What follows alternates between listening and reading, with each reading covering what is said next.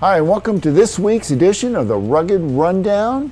And today we're going to talk about what's the best upgrade for your Panasonic Toughbook CF-19.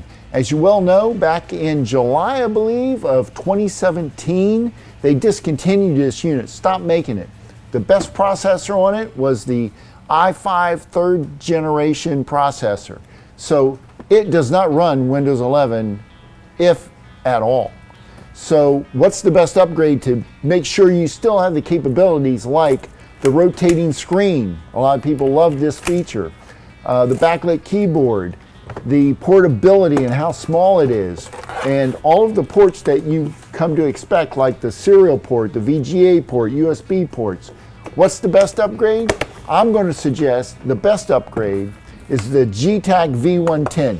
They're still making the same kind of design. As you can see, you still have the rotating screen.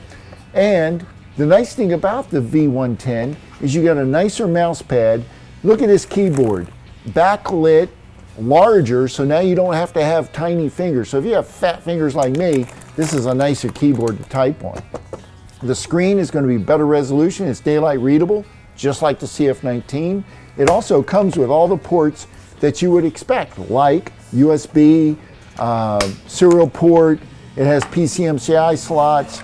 You got, let me make sure, yeah, HDMI. So this has the HDMI port.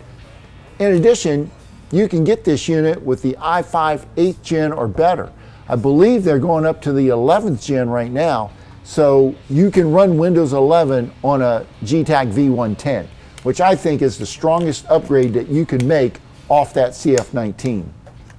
Now, why did Panasonic discontinue this design?